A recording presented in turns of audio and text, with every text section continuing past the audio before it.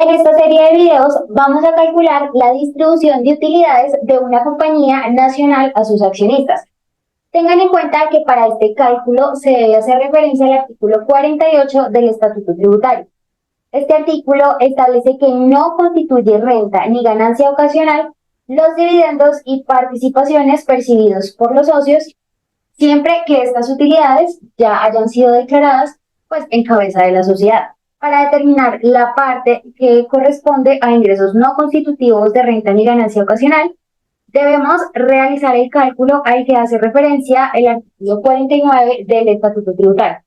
Para los anteriores efectos vamos a realizar el siguiente ejercicio. Resulta que la empresa ABC SAS tiene reflejada en su parte contable y en su parte fiscal la siguiente información. Reporta unos ingresos por valor de 1.000, unos costos por valor de 200 y unos gastos por valor de 300. Con base en esta información, la sociedad calcula su utilidad contable o comercial antes de impuestos por valor de 500. Esta utilidad se calcula tomando los ingresos, a los ingresos le restamos los costos menos los gastos, y eso nos dio 500. En su parte fiscal, la sociedad reporta la siguiente información. Ellos reportan unos ingresos grabados por 800 y ya no por los 1.000. ¿Por qué? Porque resulta que el contribuyente, debido a algunas operaciones especiales, no reconoce los 200 como un ingreso fiscal, pero sí como un ingreso contable, dándonos así una diferencia entre los ingresos contables y los fiscales. También reporta unos costos por valor de 200 y unos gastos por valor de 300.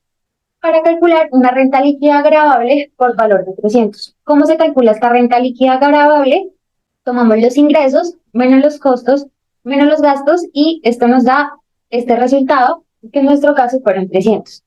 Con base en lo anterior vamos a calcular las utilidades que son susceptibles de ser distribuidas como ingresos no constitutivos de renta ni ganancia ocasional, teniendo en cuenta el artículo 49 del Estatuto Tributario. Entonces tenemos primero que coger la renta líquida gravable, que son 300, estos 300. A los 300 le sumamos las ganancias ocasionales, luego le restamos el impuesto básico de renta. ¿Cómo calculamos el impuesto básico de renta? Tomamos la base gravable, que en estos casos son los 300, y lo multiplicamos por la tarifa, que es el 35%. Tomamos los 300 y lo multiplicamos, y esto nos da 105. Luego le restamos las ganancias ocasionales, y luego le restamos los descuentos tributarios por impuestos pagados en el exterior del artículo 254, literal A, B y C. Ello nos da un resultado de 195. A estos 195 tenemos que sumarle los dividendos no grabados por los países de la CAN y luego le sumamos los beneficios especiales que deban comunicarse a los socios. El resultado de esta operación es la utilidad máxima a distribuir como ingreso no constitutivo de renta ni ganancia ocasional, o sea, la utilidad que ya fue dada en cabeza de la sociedad. Este valor, estos 195, que es la utilidad máxima a distribuir como ingreso no constitutivo de renta, debe contabilizarse de forma independiente de las demás cuentas que hacen parte del patrimonio de la utilidad hasta la concurrencia de la utilidad comercial de la siguiente manera. Entonces, lo registramos así. Ingresos grabados en cabeza de la sociedad o ingresos no constitutivos de renta o ganancia ocasional, ya sabemos que son los 195 que se reportan acá. Con base en eso vamos a calcular la parte no grabada. Entonces, como lo dije, tenemos que tomar en cuenta la utilidad comercial. Entonces, lo que hacemos es que cogemos la utilidad comercial antes de impuesto, reportada en la parte contable, y a eso le restamos los ingresos no constitutivos de renta o ganancia ocasional, que son 195, y esto nos da la parte no grabada, que sería 305.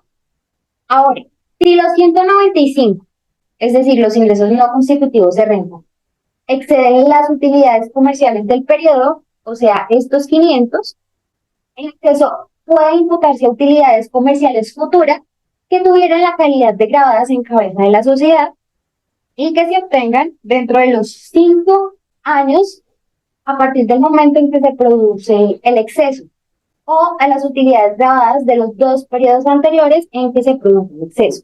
Dicho exceso debe registrarse en las cuentas de orden. ¿Qué pasa en nuestro caso? En nuestro caso no hay exceso porque estos 195 es menor a los 500, o sea, la utilidad comercial. Sin embargo, si hubiere un exceso, pues este ya debe registrarse en las cuentas de oro. Debe tenerse en cuenta que cuando una sociedad vaya a hacer distribución de utilidades, debe informar al socio el valor de las utilidades que se distribuyen como no grabadas en cabeza del accionista. La norma nos indica también que las utilidades comerciales después de impuestos que exceda el ingreso no constitutivo de renta, es decir, los 195, tendrán la calidad de grabadas para el socio. Entonces, ¿cómo hacemos este cálculo?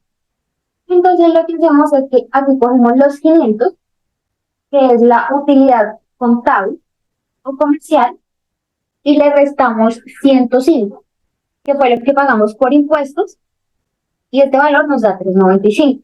Ahora, a los 395 le restamos los 195, que es el ingreso no constitutivo de renta ni ganancia ocasional, para saber qué excede los ingresos no constitutivos de renta o los 195, una vez restadas las utilidades después de impuestos. Entonces, lo que hacemos es coger los 395 y le restamos los 195 y esto nos da el valor de 200.